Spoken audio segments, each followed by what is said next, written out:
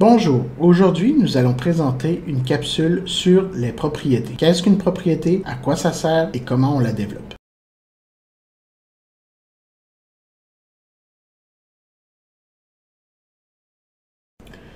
Bonjour, donc une propriété est ce qu'on pourrait appeler une variable publique avec des accessoires. Donc je vais vous créer ici une variable privée qui sera une string et que je vais appeler mspatate. Donc la particularité de mspatate, c'est que nous pouvons y accéder que de l'intérieur de la classe. Donc dans ce cas-ci, la classe, les propriétés. Donc, pour y accéder à mspatate de l'extérieur de la classe, il va falloir que je me crée un public string patate. Bon, j'aurais pu lui donner n'importe quel nom, hein. Je ne suis pas obligé de l'appeler patate, mais je vais l'appeler patate quand même.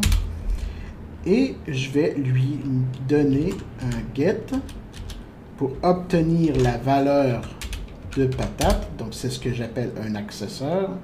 Donc, il va retourner return mspatate.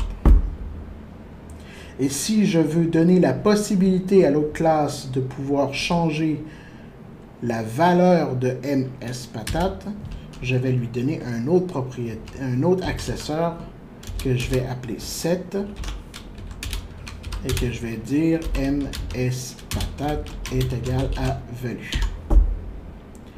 Donc, ça donne la possibilité à une classe externe de pouvoir setter, de pouvoir modifier en fait la valeur de mspatate, et le get donne la possibilité à la classe extérieure de recevoir la valeur de patate.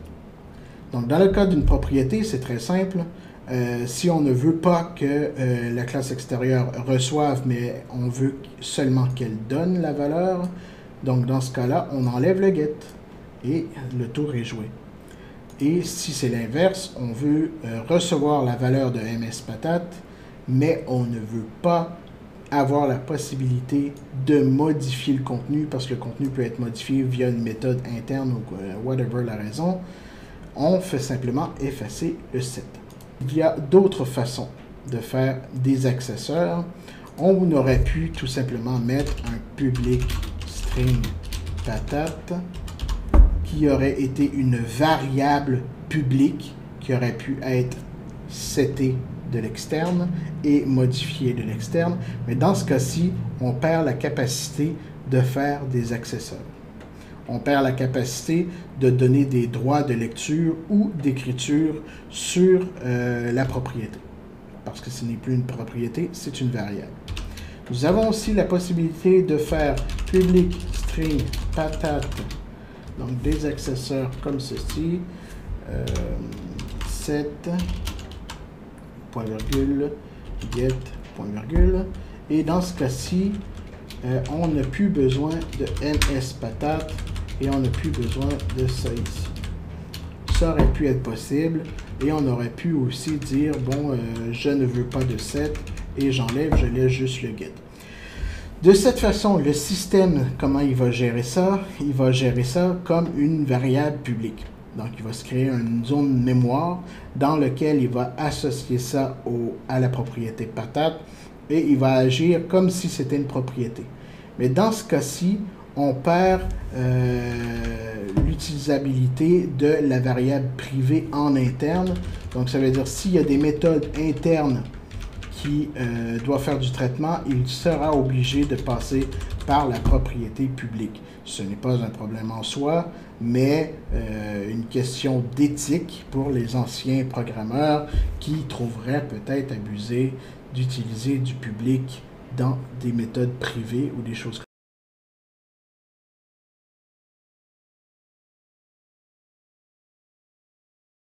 Donc, les propriétés, c'est comme les variables. En fait, on peut avoir des types de type bool, de type char, de type string, de type int, long, short, décimal, float, double, les listes, les instances d'objets. En fait, une propriété est exactement comme une variable. Elle retourne tout ce qui est un objet.